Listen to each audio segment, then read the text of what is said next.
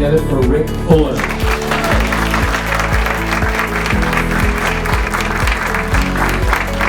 Hello everyone, can you hear me okay? In the back of the room, I am beyond excited to be with you today. We've got a lot to talk about, and I want to ask you before we get started for a commitment. And I'm going to call it the 5 H's. And here are the 5 H's. First, I want to ask you, and I know you're a bunch of realtors. I get it, which means you got deals coming together and you got deals falling apart. How many people know that's true? Yes or no? Yes. Like right now. Here's what I'm going to ask you. Be here. I promise I will be here for you. You be here. Number 2, I promise that everything we'll do will be designed to be helpful to you. Number 3, honest. Listen, I promise to be honest with you. Truthful is just how we roll around here. It's how we operate. I'm going to be honest and truthful. I'll ask you to be honest and truthful. Number 4, I'm going to ask you to be humble. Can I tell you, we're all just learning and growing? Sometimes for me, look, this is what it looks like. 3 steps forward, 4 steps back. Sometimes it's 2 steps forward, 3 steps back, right? We're all learning and growing. Nobody's arrived, right? And the last one, we're going to have some fun. You okay with that? Yeah. Here's what I've learned. It's not about the what, it's about the who's in your life.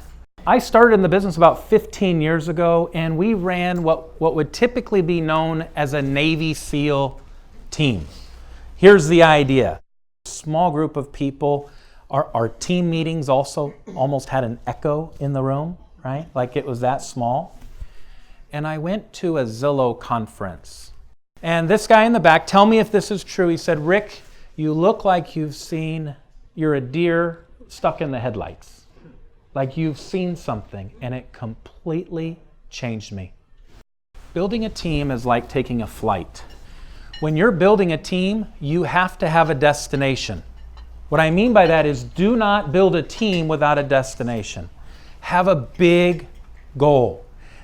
If I'm going to show up at the airport, I'm not going to take a flight to Kansas when I want to be in New York. Would you agree with that? So you have a destination as a team leader. Your job is to pilot that flight and manage all the turbulence and have a destination, have a flight plan. When I get to the airport after I check in, the first thing I'm going to do is I'm going to go through a security checkpoint. When I get to the airport, they're going to want to make sure I don't have certain things on me, right? But in our business, I want to make sure they have certain things on them. There are many types of teams. Some just support teams. Support teams generally have an administrative support person. They might even have a buyer's agent. You also have a Navy SEAL team. Now you have a few buyers specialists, and then you have listing specialists and this Navy SEAL approach. You probably really know each other well.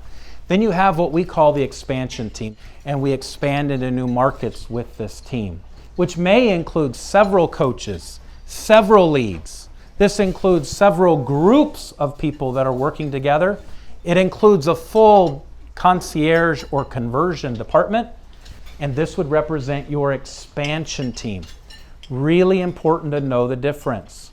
Small, medium, and large. An amazing event. What was most impactful, I think, was everything to their team has a system.